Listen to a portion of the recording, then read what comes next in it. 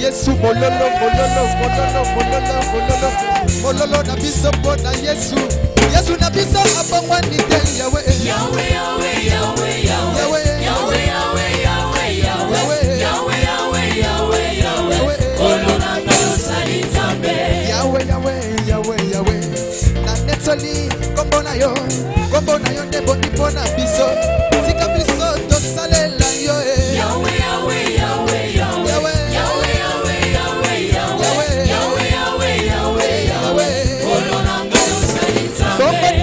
Susu na pesa na yo Yahweh soki bobele masandoli na kete na reconnaître pema yo pesina tika mai na salela yo Yahweh Yahweh Yahweh Yahweh Yahweh Yahweh Yahweh Yahweh Yahweh Yahweh Yahweh olona kosalisa boko nini lisusu to pesa na yo papa bobele maboko na biso to beteli yo yamba offrande yango tika biso to kumisa yo papa Yahweh Yahweh Yahweh Yahweh Yahweh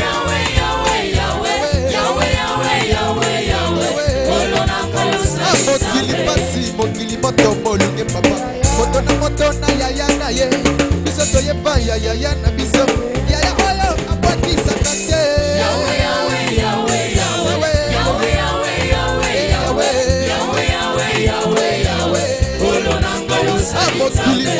mokili moto pasi molunge moto na papa na ye biso toyeba ya papa na biso papa oyo tikala kobwatisa te Yahweh Yahweh Yahweh Yahweh Yahweh Yahweh Yahweh Yahweh Yahweh Yahweh Yahweh Yahweh olona kosalisa Nzambe mama Yahweh kumama Yahweh kumama Yesu jani Nzambe mama Yahweh kumama Yahweh kumama yosali Nzambe mama Yahweh kumama Yahweh kumama Yesu elongana ngai mama Yahweh kumama Yahweh kumama yosali Nzambe mama Yahweh kumama Yahweh kumama yondeli bangana talo mama Yahweh kumama Yahweh kumama yosali Nzambe mama Yahweh kumama papa kumama tikato yembela yo Yahweh mama Yahweh kumama Yahweh kumama yosali Nzambe mama Yahweh kumama Yahweh kumama Yesu longa basatwe mama Yahweh kumama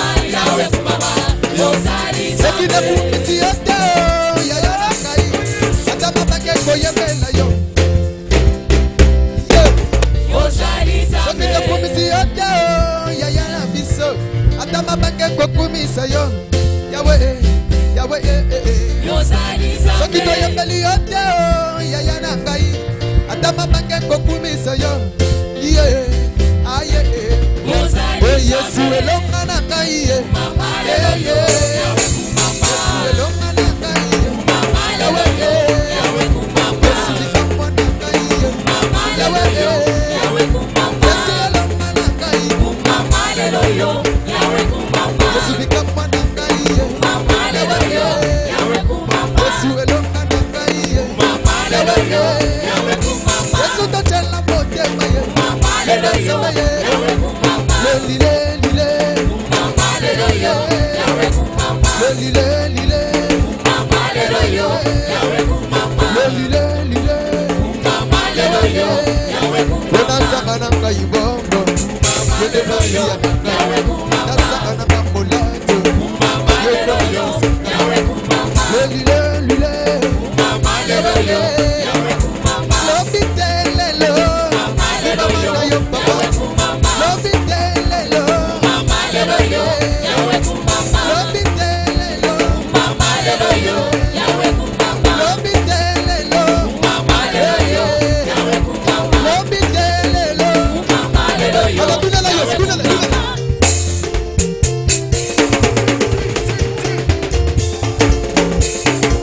mama tata bololo bololo bololo.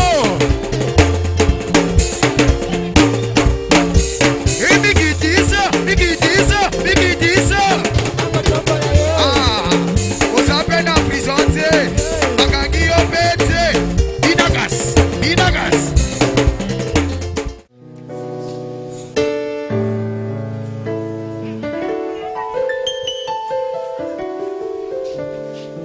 Nzambe a pambola yo na pamboli présence na yo. Amen. Nayebi te pourquoi yo za sélectionné na kilta lelo et ba msusu baza sélectionné te. Nzambe nayebi pourquoi permettre aux ala et Luka au bénéficier na nyonso nzamba bongisi po na yo, c'est très important. Sois béni au nom de Jésus. Sois béni au nom de Jésus. C'est notre premier culte du dimanche de ce mois de février. On a passé un mois devant la présence de Dieu. Nous étions aussi matin pour Christ, midi pour Christ, soirée pour Christ, et on avait clôturé dans la nuit pour Christ, le 31 janvier. Vous avez vu ce qui s'est passé. Dieu nous avait promis qu'il va faire la délivrance. Il devrait y avoir des esprits. Il y a eu des esprits qui ont quitté les corps. Aujourd'hui, je voudrais parler en petit terme. Je ne sais pas comment tu vas les comprendre. Mais c'est pour nous conscientiser, nous consolider, pour nous mettre dans l'unité de la foi, dans l'unité dans la famille.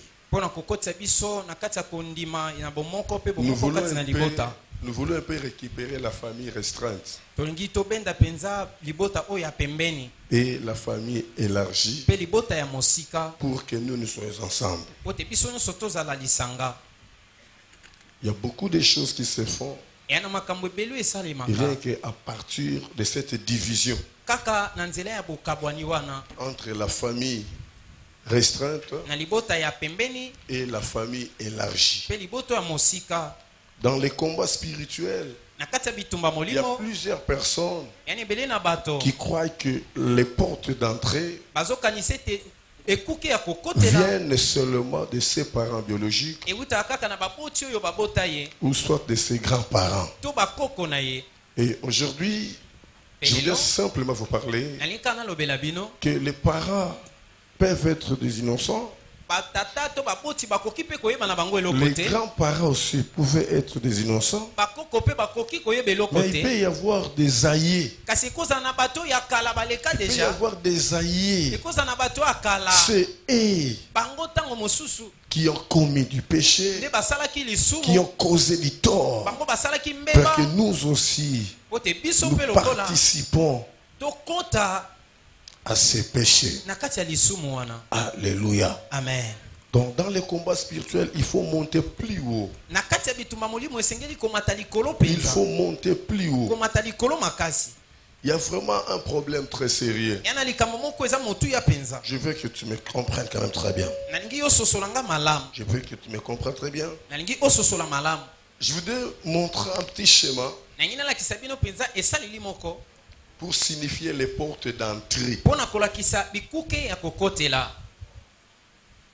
Là, je devrais utiliser les tableaux.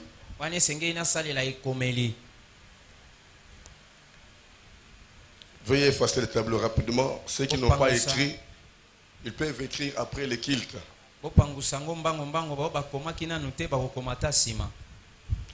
Les portes d'entrée. Nous avons aussi Mbanga Boke Binyos. Tous un programme ordinaire pour dire que lobby déjà, tous une déclaration auto-délivrance. Donc, membre Nyon sur bien dédié, Sengele Sala lobby à 17h parce que photo tomboka. Février, Tokoti Katante parce que Nzamba lobby et Zamwa Oyo Ekola qui s'est déjà bas signe. Alléluia, Église. Amen.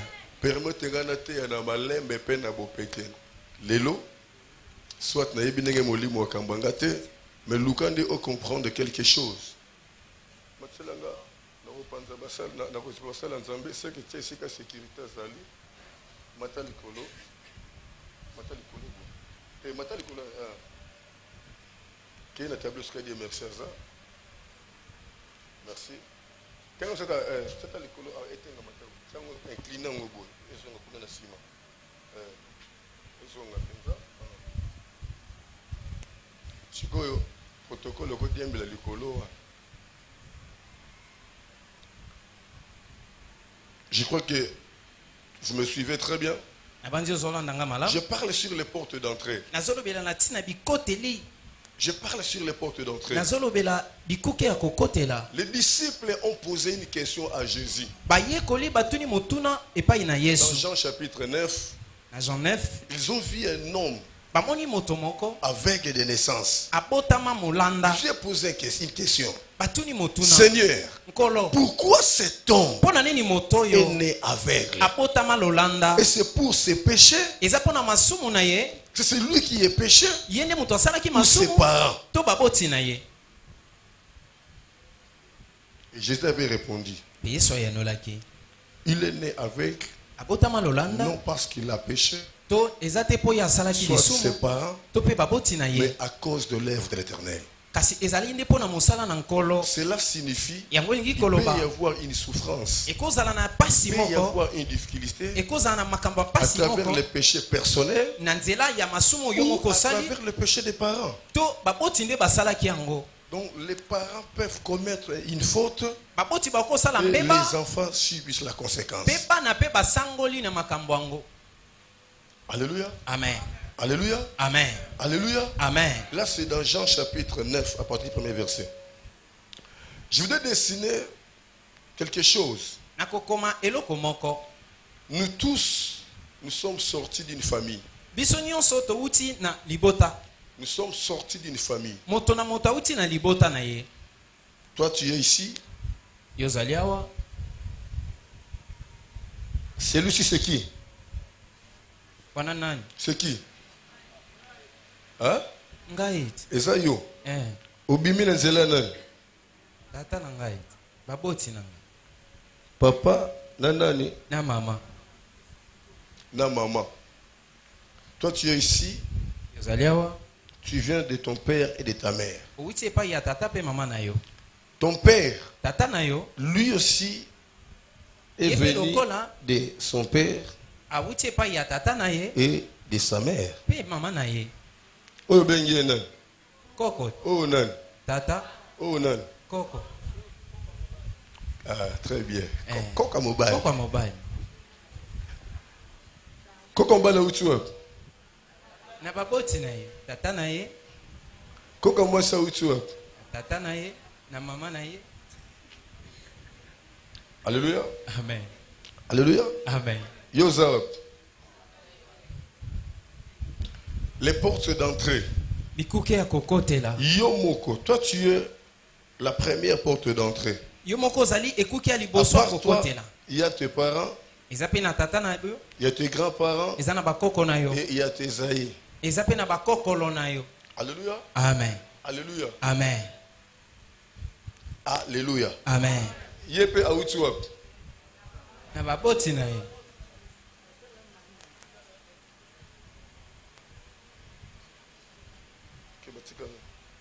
Yepe autuap. Na baboti na ye. Et ya autuap. L'ananga très bien. Na combat spirituel, na ba intercession na biso. To sukaka awa, to yepa parent. So to yepa parent, c'est to mona banane.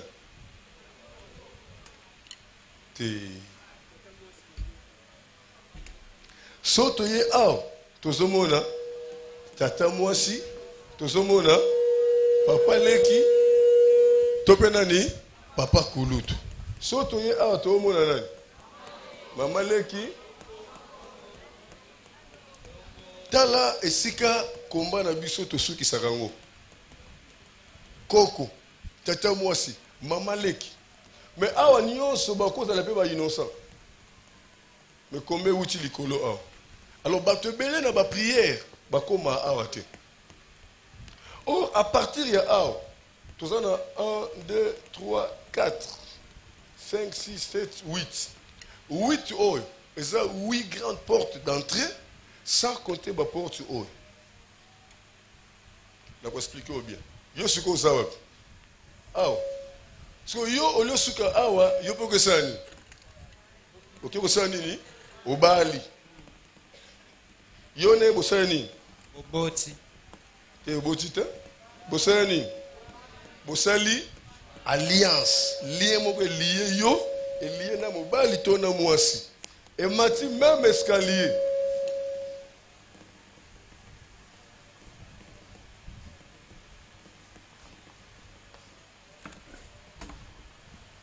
Yepe kote abimisi oyaye, yepe kote abimisi oyaye. Siko sota li lien oy, okomona singezaka moko.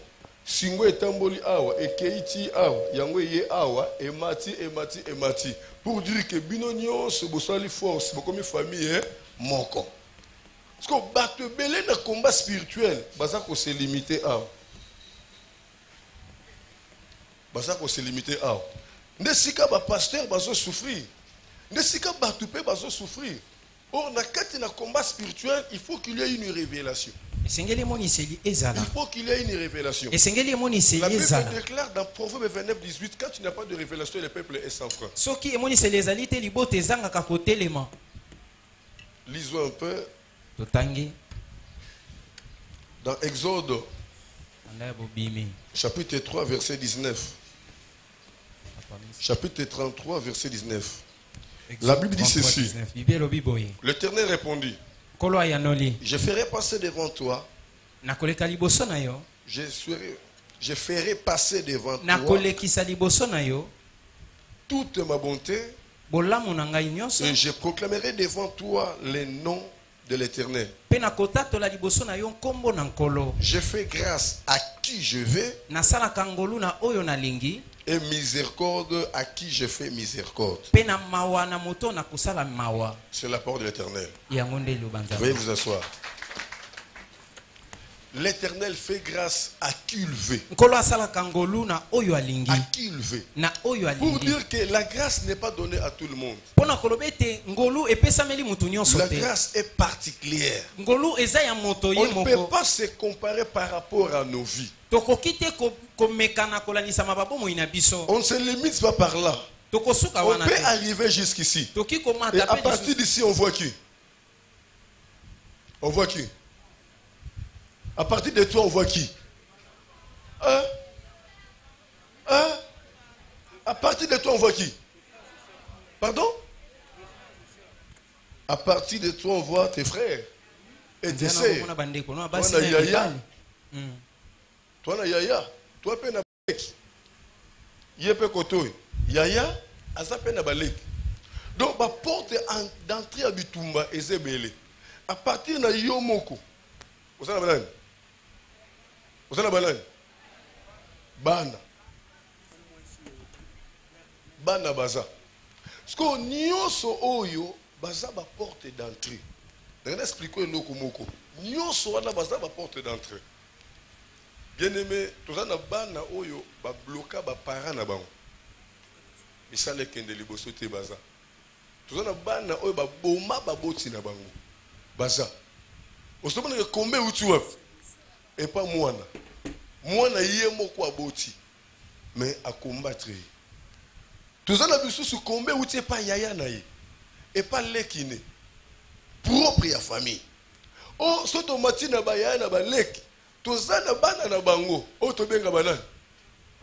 Ba cousin, na ba cousine. Est-ce que vous comprenez nga? Soto ke na ba que dirais-je, na ba mama lek, na ba noko, kuna tout ça na banan. Toi, na ba neveu, na ba nièce. Alors, ce que tu vie à Moutou, on remarque que porte d'entrée et où tu as musika.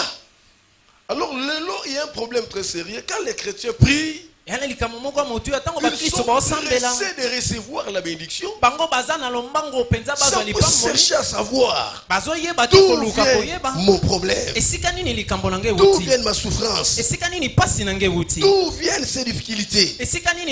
Nous devons entrer dans la profondeur pour chercher la face de l'Éternel. Parce que la Bible déclare dans Exode chapitre 34 verset 7.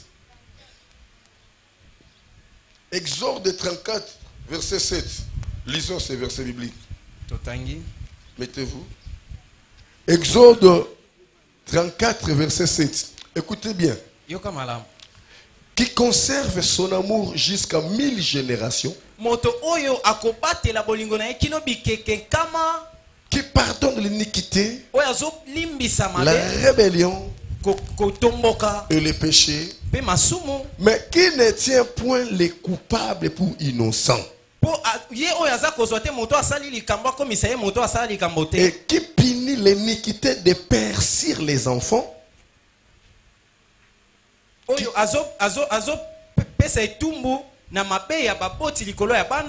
Des pères sur les enfants et sur les enfants des enfants jusqu'à la 3e et à la 4e génération. Alléluia. Amen. C'est la parole de l'Éternel. Je vais dire ceci. Ici, nous sommes dans la première génération. Deuxième génération. Troisième génération et quatrième génération.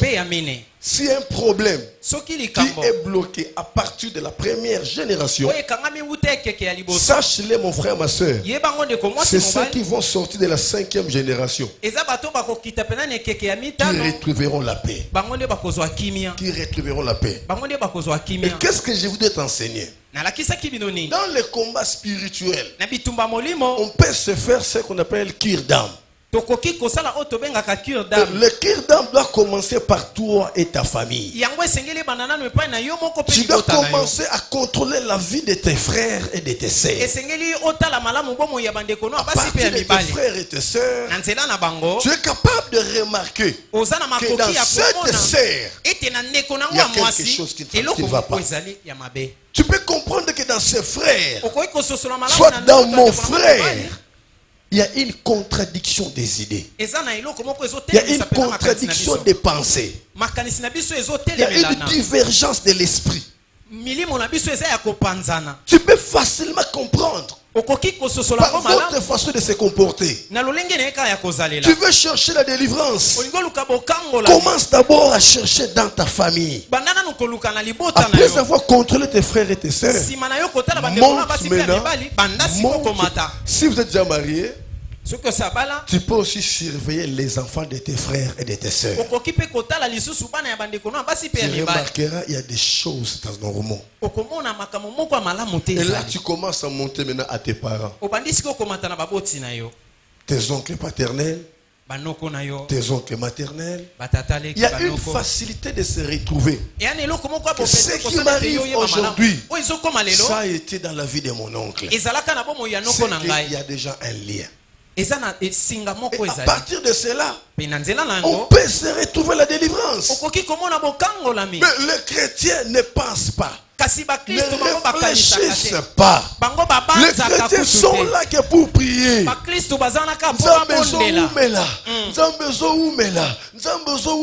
Non, bien-aimé. La Bible déclare qu'il y a un temps pour tout. Un temps pour toutes choses. Si ça ne va pas, tu dois faire un effort. Tu dois faire sortir tes sueurs, bien-aimé, pour chercher la solution. Si tu arrives au bout, tu dois maintenant réfléchir. Pourquoi ça ne marche pas?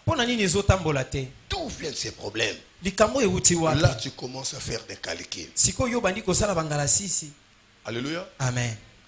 Permettez-moi de vous le dire. Dans un couple où il n'y a pas la fécondité, vous allez remarquer que c'est seulement les femmes qui cherchent Dieu.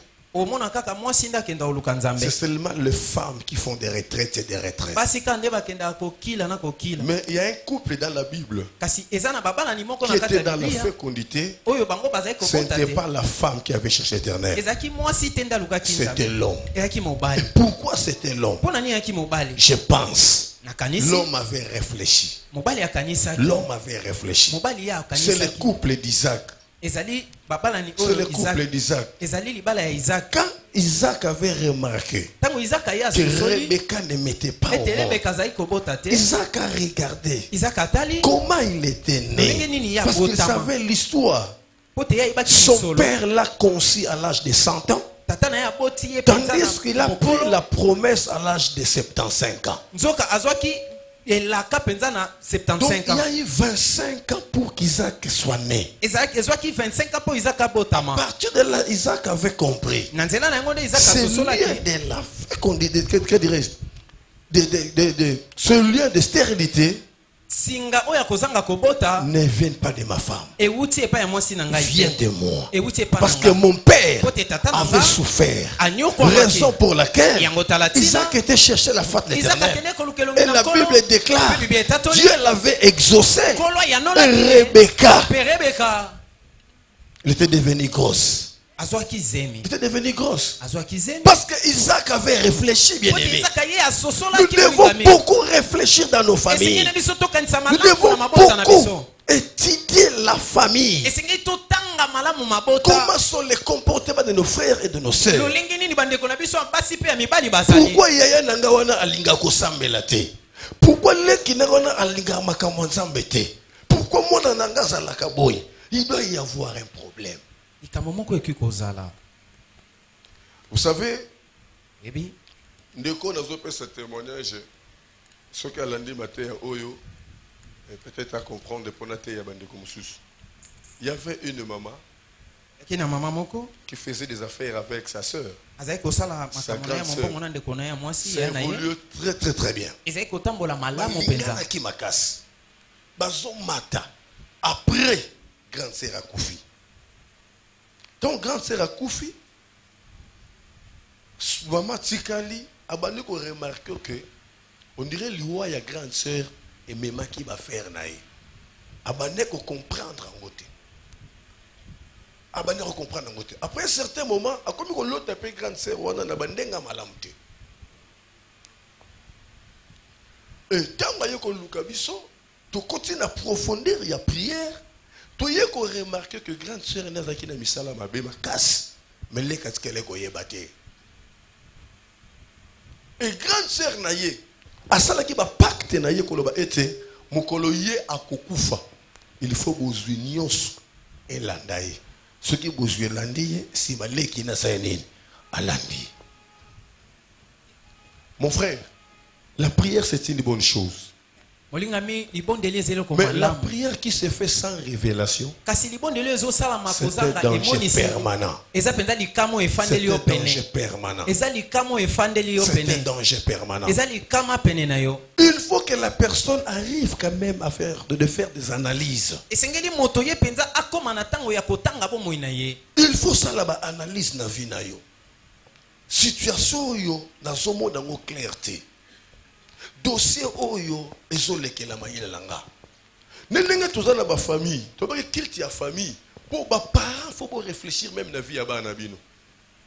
Vous êtes des pères, des parents spirituels. Vous êtes une famille chrétienne. Vous devez surveiller l'évolution de vos enfants. Vous devez facilement comprendre qu'il y a des signes un peu négatifs dans d'autres enfants par rapport à autres enfants. C'est par là, vous devez commencer déjà à chercher la délivrance de vos enfants. C'est très important. Et ça, pasteur, dans l'église, il faut n'abonner la mingi pour l'église, pour yeba vandi nezoya na kat l'église, pour na défendre milimo, na défendre bino, parce que Bible le bien Hébreux 13 17 nazo veiller likolo na ba arme na bino.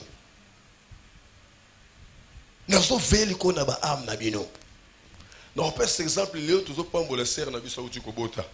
Mais église éviter que serre wana perda kazem. Église est habitée.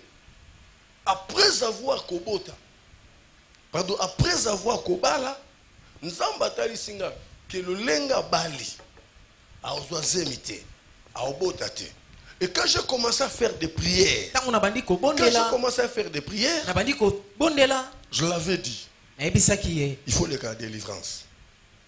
Quand vous serez à l'équipe de délivrance, la monnaie que comment l'andaye même na zemi, na yebise soko zemi, au senti ko bandi retard solo la nanga.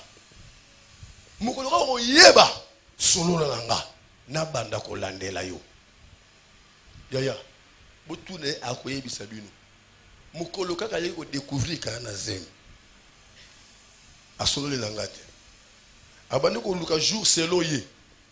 Aya ko so nanga. Mukolo ozo ki décision. Aya ko so nanga ne mukolo zemi longwaki. Aya zolela. Eh bele misanga na loba kite. Mena kana ki na loba yo. Tango na ngoya. Na tongo zemi longwe. Pour naza pasteur, il faut na luka ko prévenir bino, pe na luka ko kango la bino. Tango zwi zemi ya mibale na yemba. Na bandi ko landé na ba prière. 9 mois c'est coquille azobota te. Na ebisié obota après fondation. Mais yo ka leko salemi. Clôture ya jour de fondation. Docteur Abengi. Et c'est la bongisi makambo nyonso, il faut là l'église pour te préparer il faut bota. L'hôpital pardon. Et na yana ka une église. C'est razoya que non pasteur na yo bon de la ponanga. Docteur Aïsinga Satiki makambo nyonso na kina bi non okende te. Parce que docteur osili kanabi ngai na yebisi yo kokende te. Soki okei obimi dans sa contrôle nanga, il y aura un danger. Il y aura un danger. Parce que atalinga zobanga, autosa docteur, toi autosanga. Et à côté de esprit à kenda ite. On a bien reçu docteur, ko benga pe docteur te. A benga pe docteur te halal. Et boyoka ta na bonde la pona hier. Dans le bakini. Si ko ndenga na libéré kende ko bota.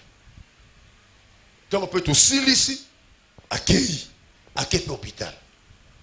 Quelqu'un m'a mesté au bas la benga. Allô papa, tu as un hôpital qu'on a gagné. Mais quel est le bon ça quoi bisangai? Oh te papa, quand on s'est dit prier que soit longo to kende, yango to kenda kipe. Après le lobby na poka benginga, oh toi na ma mesté, oh ba docteur balobi, moi na zo pesa mutu na luboko.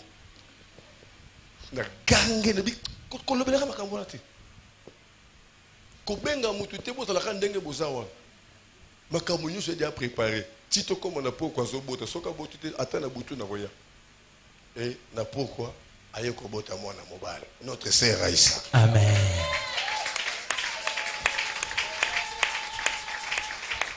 Amen. Amen. Donc je voudrais simplement te dire, il y a plusieurs portes d'entrée. J'ai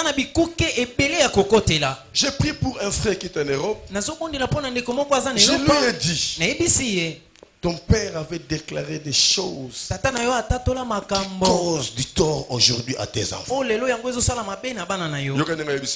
Ah, pasteur, en tout cas, dans l'année de témoignage, puissant, mais révélation, limbisanga vraiment esimbingate nebise ngape na senyo pardon olimbisanga alliance nzamba sala nanga alobaka nanga akosanga mukolo mokote. Amen.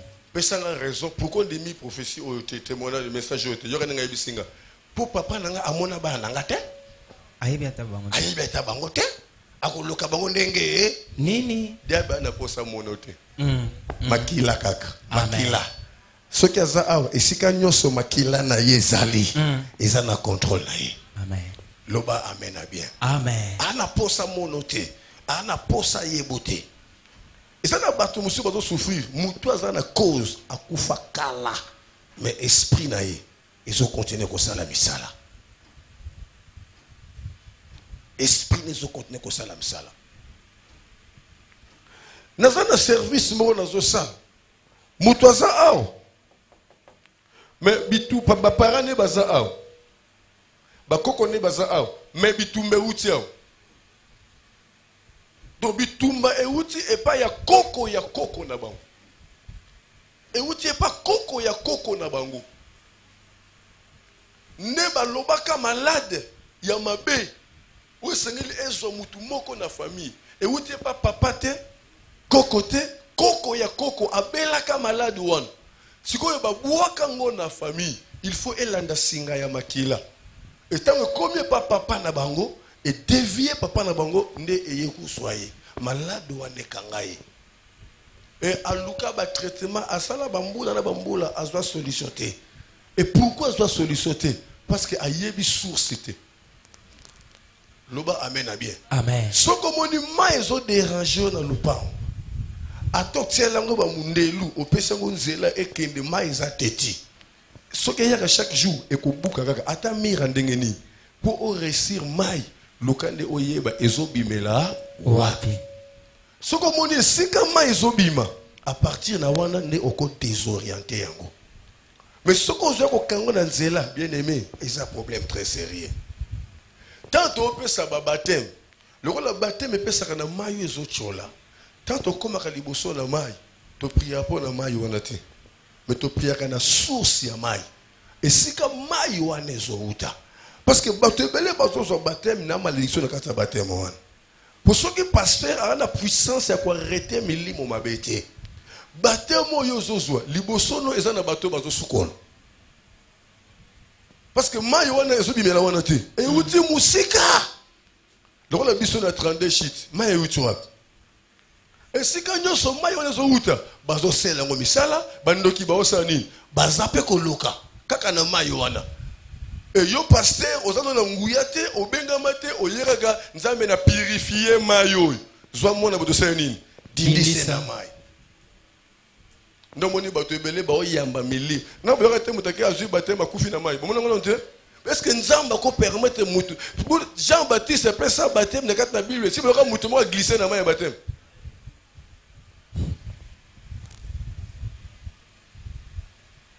Alléluia. Amen. Loba mena bien. Amen. Yabozo mona bato bazoka moi nyonso to salaka. Ezalaka na nguya. Pour ça ba service sacré. Bomona que c'est terrible. Mais boya na baptême. Combien de personnes va parler la langue na baptême? Combien de personnes milimo et bima na kati ya maya baptême? Combien de personnes? Nga sono pe sa baptême. Il faut papa Shadraka sa la pembeni pembeni wana.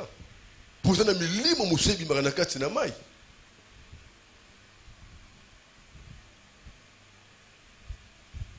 Alléluia. Amen. Alléluia. Amen. Bien aimé. Tant que so benga batu na prière, eza ma sécurité. Na lembi nanga, na somo na clarté, na bondeli pe mingi, na gene yaya, yo so lemba. Est-ce que ebi source abitumba na yo? C'est là où se trouve le problème. Sacrifice ou salema pour yo koma ozoko okomi lelo. Oyebi ba sacrifice bonne salema.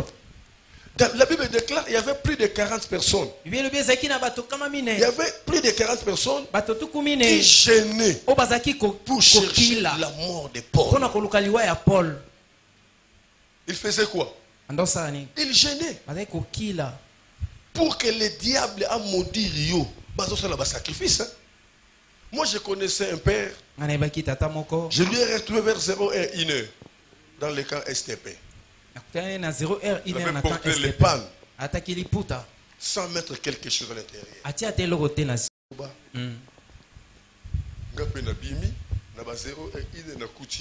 Mais papa, qu'est-ce qui ne va pas? Les messieurs commencent à me dire, excusez, j'ai un problème. Je suis en train de bondir ma femme. Je suis en train de maudire ma femme. Elle m'a quitté sans que je le sache. Raison pour laquelle je déclare, là où elle est partie, partout elle va se retrouver. Elle n'aura pas de la paix. Elle n'aura pas de la paix. Pour Aloka, Fouatika la Bolumbu, Alata Liputa, Abimana Libanda, na 0h, Abana ko baluka ko loba loba. Mais yopoka ta pongyo fuka mobondela, c'est tout un problème. Il faut lala, il faut nimba, il faut pesa ba raison. Mais bato baso combattre yo, Oyebi ba sacrifice bazo salate. Les portes d'entrée, bien-aimés. Les portes d'entrée. Nous avons des problèmes très sérieux dans la vie. D'autres combats que nous subissons aujourd'hui ne viennent pas de nos parents, ni de nos grands-pères, mais viennent de loin, de très loin. Mais comme nous sommes liés dans un même sang, c'est très facile que tout kangama. Mais le plus grand problème c'est quoi? Quand la Bible déclare il n'y a plus la condamnation pour tout celui qui est en Christ. Que le pouvoir nous est donné. Le pouvoir nous est donné pour déclarer de quitter dans ces liens. Dans ces liens. Ce n'est pas théorie. Mais c'est pratique, bien aimé. Dans la télévision, il y a un frère Benginga. Non, pasteur, bozo nyoko la bandimi, na le kambotali ba délivrance. Délivrance ni toko luka. Yesu sa sala nyoso pona biso. D'ailleurs, aloba que tout est accompli. Nzamba zebisa Josué, kobangate. Fortifie-toi. Ne sois pas effrayé. Et si quand nous sommes côté makolo na yo, na kopesa yo. Amen. Nzamba bisi Josué. Esika nyoso okotia makolo na yo na kopesa yo esika wana. Siko tuna Josué esika ni na kenda bunda te azwi na facilité. Esika ni. Yo ka sango teke bakimisa Josué na mboka muke ya ai. Apakata ba boma ba soda na ye. Ndelo ko tindaka ye alana na mabeleti. Abonde la face contre terre. Mais nzamba la baka esika okotia makolo na yo ekopesa mela yo. Mais akeko bunda na mboka moko muke à cause il y a interdit oyo soda na moko akasalaki e balukeliye. La prière c'est un combat.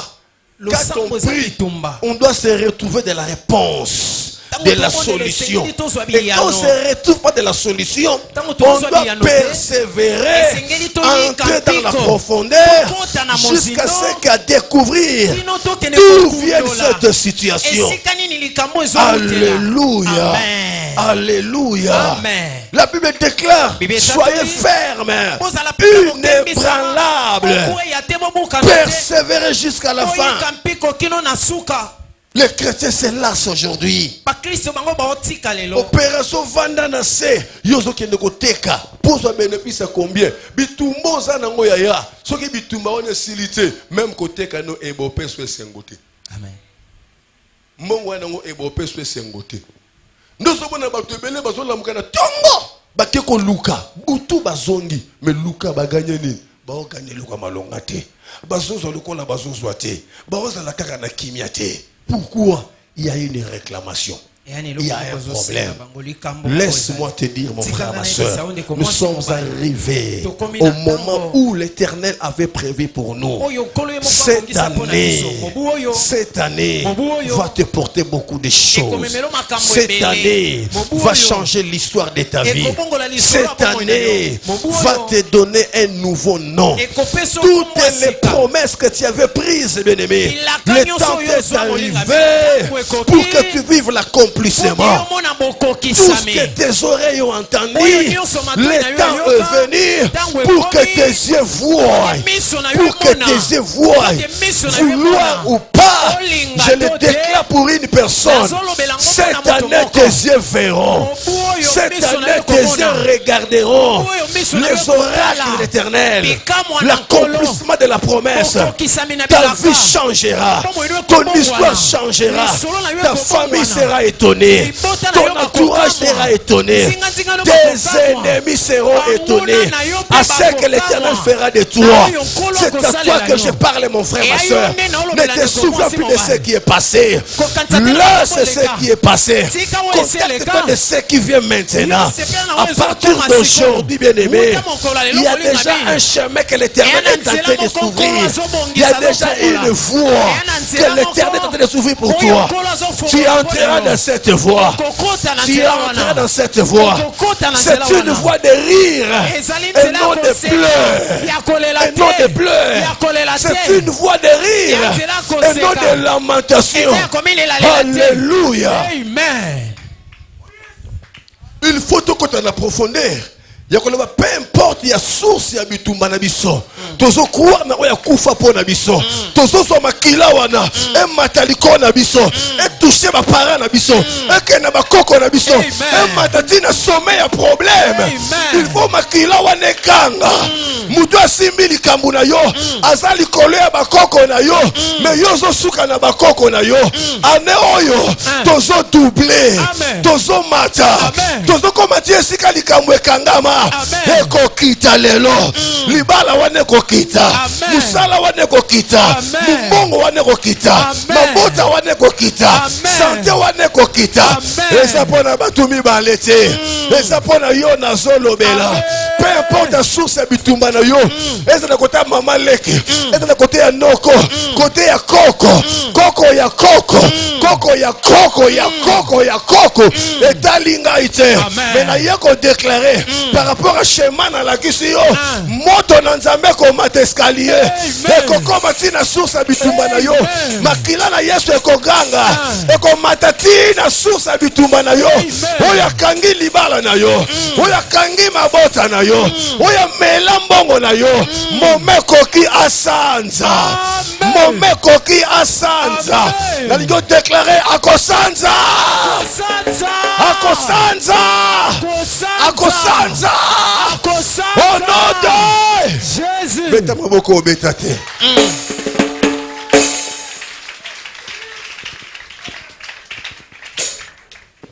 Nanya kangali kambuno.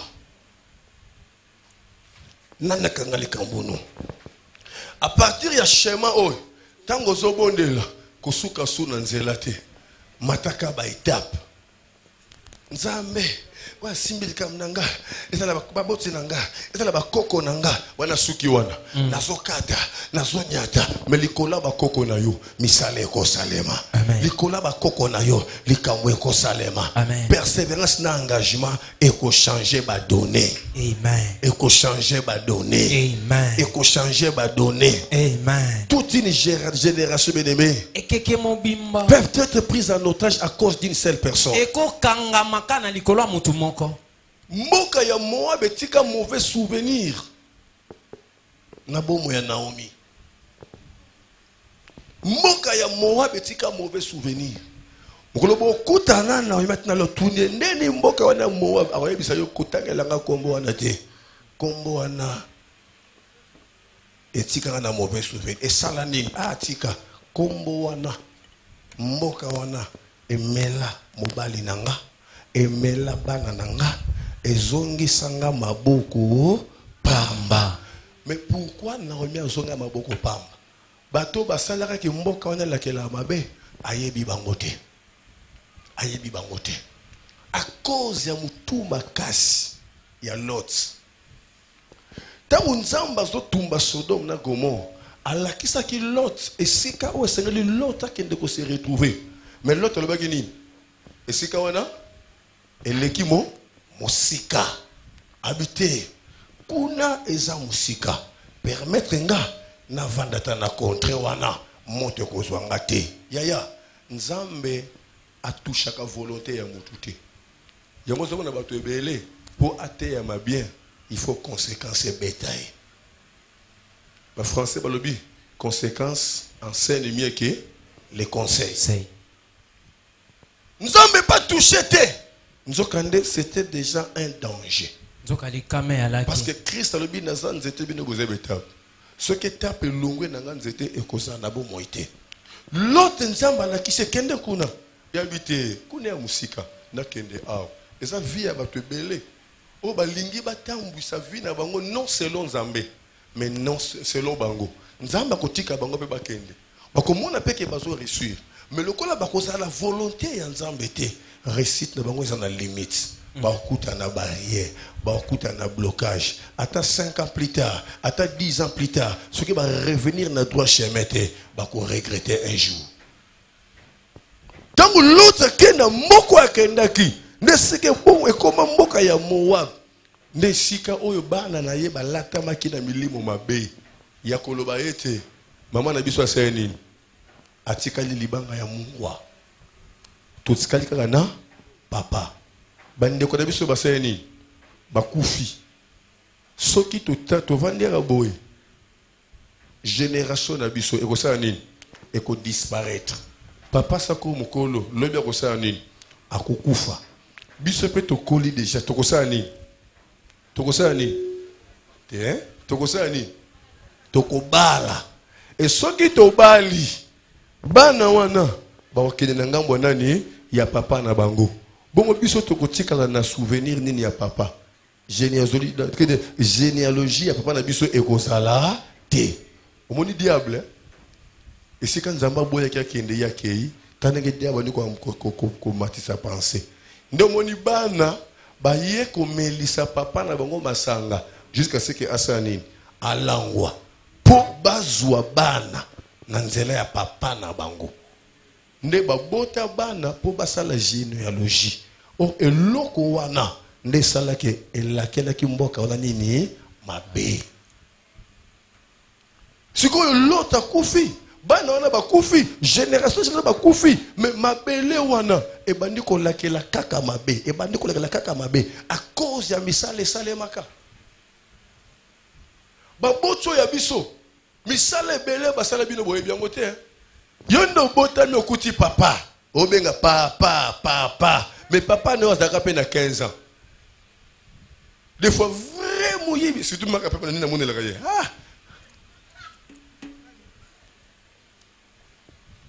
des fois sala makambo na bu jeunesse na ye balakela ye mabe e mabe wana nde eyaka kolanda peut-être le papa ça na bon été mais misala papa sala ekoya ko beta yo yango na kati na ba prière na biso il faut to mataka jusqu'au sommet nzambe soki naza 4e génération lelo na sika li abitume uti ko na première génération non sali nazo telemela yango.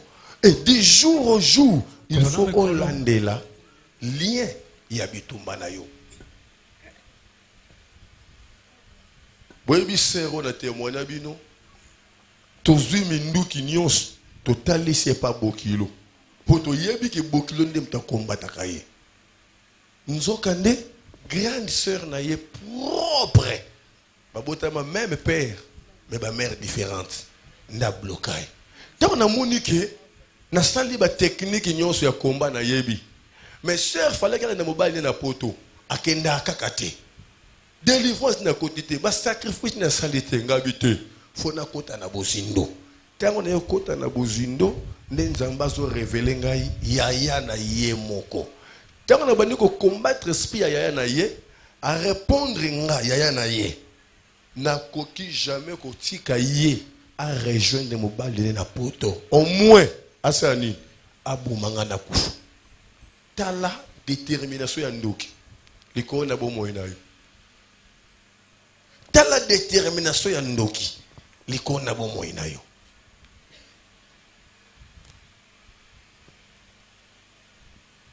tala détermination ya ndoki liko na bomo ina yo andemi à combattre mutu jusqu'à sa mort mais combien ba chrétiens baza ko s'affaiblir. Moi ne peux pas na lembi na soka lisuté na lembi makambozo marchete na lembi. Nous devons prier, nous devons persévérer jusqu'à ce que nous allons nous retrouver à ce que nous cherchons. Nous devons continuer à prier, faire de service en service. Nous sommes en décembre, il y a qui a opération Vanda Nassé de 8h à 10h. Tokoti na matin, midi, soirée, minuit, si vous préparez ni l'ouzizi là. Donc tu as toujours na batak. Ou éviter et si kanini mutu ya golette na yo sanini et kukuya.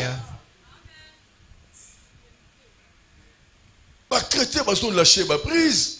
Asole na lembi ba loba kaka boye. Mais sans qu'à jour découvrir source ya bitumba na ye ezako wuta wap.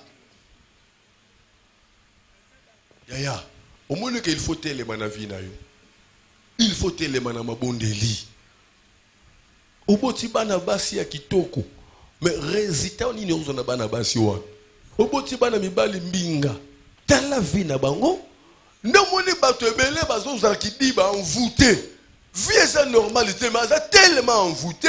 Amona kaka nyonso eza normal. Alati abimi akei, ale na ye, nyonso eza ngo normal. Mais mutu azokoma mukolo. Azo zanalikanisa ko sale lokote. Azo yenga ndenge wana. Diable sa kangio quelque part. Lelo fo fungola misu na yo. Lelo fo fungola mayele na yo. Lelo fo tango zoka na ndako mitala bien. Est-ce que ngape na niveau o fo na sala boete. C'est que loko moko boyeza. Il faut luko yebe loko ngweza nini et loko ngweza li wapi. Et ça donc là parce que tant que ba famille tu as une relation paysan. Ils ont détruire les lots. Les personnes qui témoignage à diamantifère, un grand diamantifère. Avec ma pangu 7. À somba 7 il m'a pangu. Na musala qui diamant na bango, ba yo ko problème na ndekone. Ba swana, ba fingana, ba lobana, maloba moko ya somo. Ba katana binemi, j'irai jusqu'à la mort. Et ya moni ke batikali na rankine mais moninga akenda ko kotele nganga na niveau ya likolo bakanga nyonso ya ye na bonganga a sacrifier pour ka moninga na yakwe. Alléluia église. Papa na blocage koti abandi koteka ateki premier lupango ateki deuxième lupango ateki troisième lupango ateki quatrième cinquième sixième atika le lupango moko munene na gombe aye koteka ngo na contre-valeur ateki lupango wana bapesi ndambo lupango na ma campagne na jeep nde aye kolanda nga siko na télévision ayoki makambo na te nde ningisi aye koluka nga tant tobandi ko prier sans que ya lobela biso nenzamba o révéler tala oswana kana mutu moko e wumela tala misala mutu wana sala tala boy aye ko simba mutu siko yoka question tuninga mais yo pe kala wana ozalaka wapi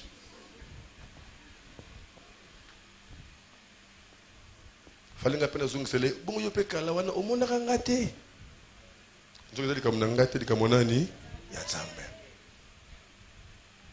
ndenge bozo vivre lelo.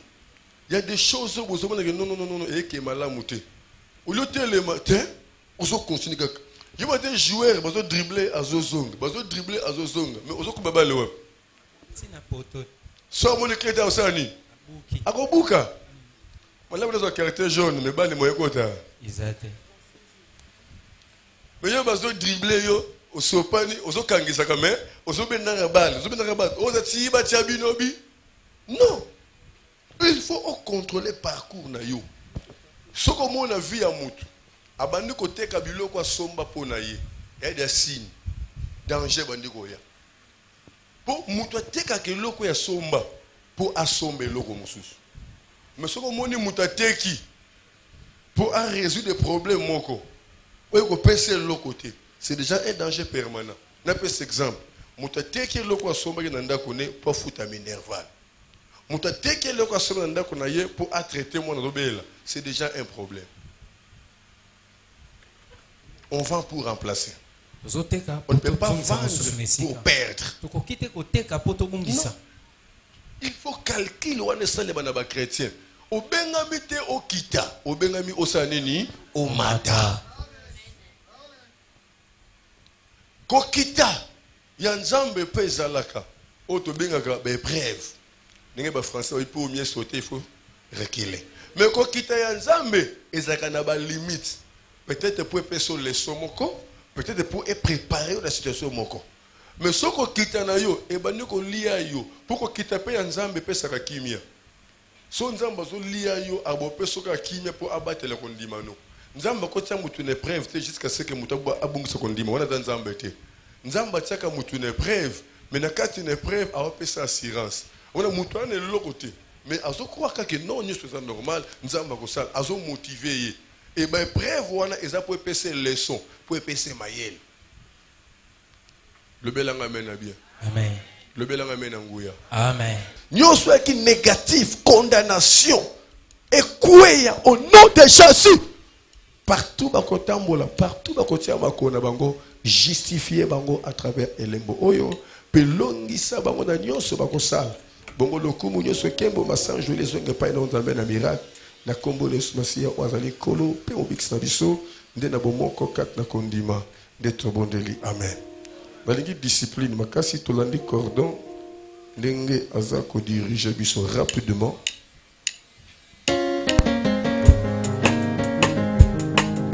Bapaya o baza sincère kozelanga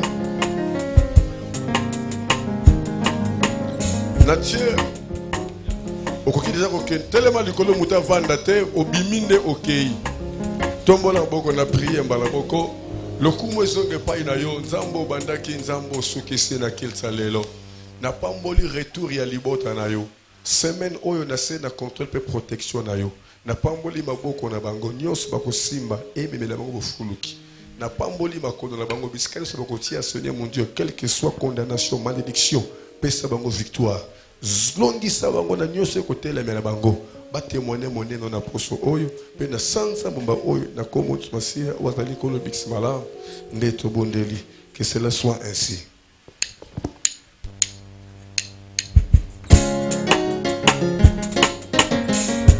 Zala molongi Zala molongi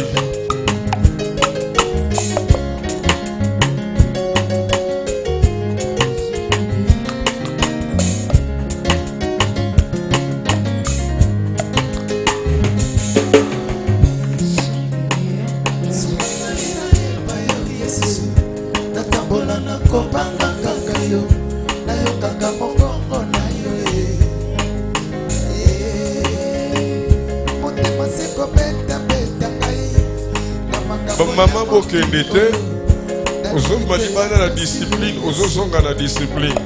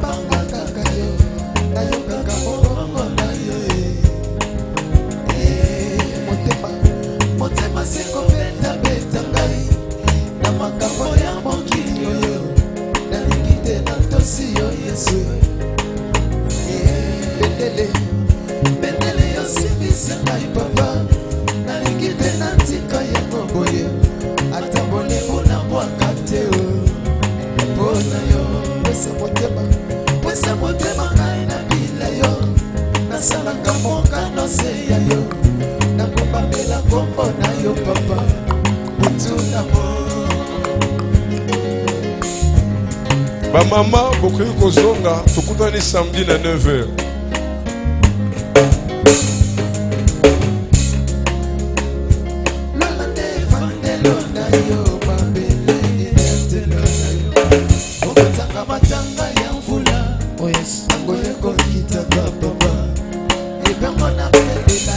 Zala molongi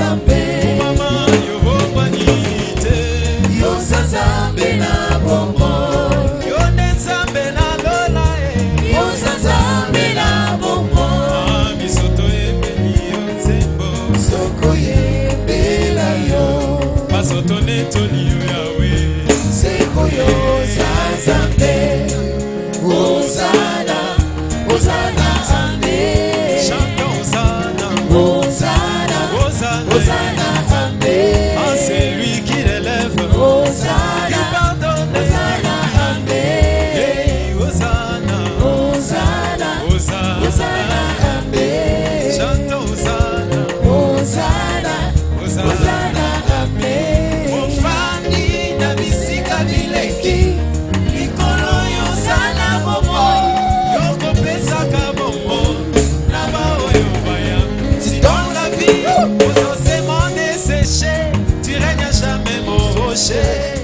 Et j'ai vu pour t'adorer, pour chanter Hosanna. Hosanna, Hosanna, Amen. Hosanna, Hosanna, Hosanna, Hosanna, Amen. Hosanna, Hosanna, Hosanna, Amen. Chabala mianda champion. Hosanna, Hosanna, Hosanna, Amen. Chabala yoanyi mwena meji. Hosanna, Hosanna, Hosanna, Amen. I got yes.